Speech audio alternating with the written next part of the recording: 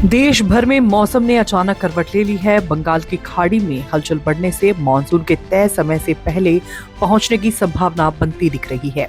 ऐसे में weather expert doctor SN Pandey से जानते हैं कि अगले कुछ दिनों में मौसम कैसा रहने वाला है। इस समय बंगाल की खाड़ी में हलचल चालू हो गई है और ये हलचल कोई सिस्टम, चाहे डिप्रेशन हो चाहे डीप डिप्रेशन हो, अगर कोई सिस्टम इस तरह का बनता है तो मानसून की जो हवाएं होती हैं उनको लाने में मददगार साबित हो सकता है और भारत में मानसून जल्दी पहुंचने की संभावना बन सकती है।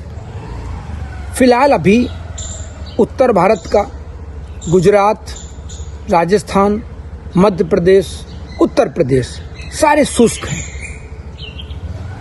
जो भी उत्तर प्रदेश का मैदानी इलाका है सभी जगह, मध्य प्रदेश का पूर्व इलाका भी, इन सब कड़कती हुई धूप आज देखी जा रही है और अगले 24 घंटे में भी इसी तरह की धूप रहने की पूरी संभावना है। लेकिन कल एक नया वेस्टर्न डिस्टर्बेंस आ रहा है जिसका असर जम्मू कश्मीर, गिलगिट, पाकिस्तान पर होने की संभावना है। उत्तराखंड, जम्मू कश्मीर और हरियाणा में मौसम कैसा रहेगा, इस बारे में वेदर एक्सपर्ट से जानते हैं। कल पंजाब के उत्तराखंड में, जम्मू कश्मीर में और कहीं कहीं हरियाणा के थोड़े इलाके में बादलों की आवाजाही हो सकती है, लेकिन बारिश की संभावना बहुत कम है। लेकिन हवा की रफ्तार भी 40 से 50 किलोमीटर तक रह सकती है। जो पूर्वोत्तर के राज्य हैं हमारे, चाहे सिक्किम, अरुणाचल, उप हिमालयी क्षेत्र, त्रिपुरा, इन सब जगह भी कहीं कहीं हल्की बारिश और कहीं कहीं मध्यम बारिश होने की पूरी संभावना मौसमी मॉडल दिखा रहे हैं। छत्तीसगढ़, महाराष्ट्र और विदर्भ में भी कहीं कहीं बादल दिख सकते हैं। इसके अलावा दक्षिण भारत में केरल, तेलंगाना और तमिलनाडु में अगले 6 से 7 दिनों तक गरज चमक के साथ बारिश जारी रहने की संभावना जताई गई है। जानते हैं राजस्थान और गुजरात के अलावा कुछ राज्यों का वेदर अपडेट। जो हमारा केरल है, तेलंगाना है, तटीय कर्नाटक है, आंध्र प्रदेश है, तमिलनाडु है, कराईकल है, इन सब क्षेत्रों में अगले 6-7 दिनों तक गरज चमक, बिजली के साथ बादल बनना, बारिश होना और हवाओं की स्पीड 40 से 50 किलोमीटर तक बने रहने की पूरी संभावना मौसमी मॉडल दिखा रहे हैं। जो पश्चिमी राजस्थान है और गुजरात है, वहां पर आज से लेके और 13 मई तक अलग अलग स्थानों पर उष्ण लहर की भी स्थिति बने रहने की पूरी संभावना मौसमी मॉडल दिखा रहे हैं।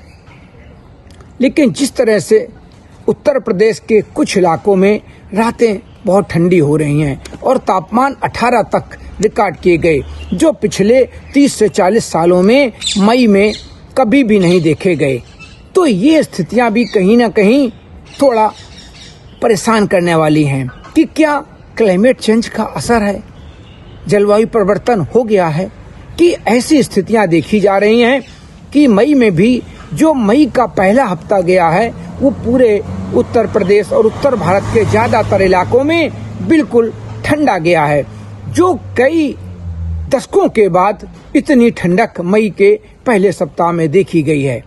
तो ये सारी स्थितियां हैं और जिस तरह से बंगाल की खाड़ी में सिस्टम बन रहा है उसका प्रभाव भी अगले 48 घंटे बाद होने की संभावना है।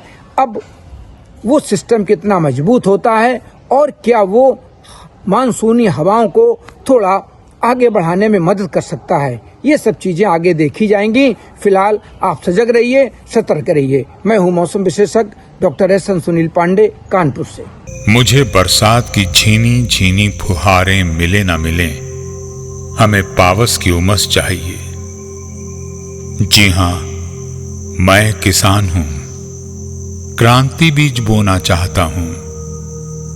मुझसे अभी सावन, भादों, क्वार, कार्तिक या फागुन की बातें मत करो। मैं आषाढ़ की पहली बारिश में भीगकर ठहरी हवा में उमस से आकुल व्याकुल होना चाहता हूं।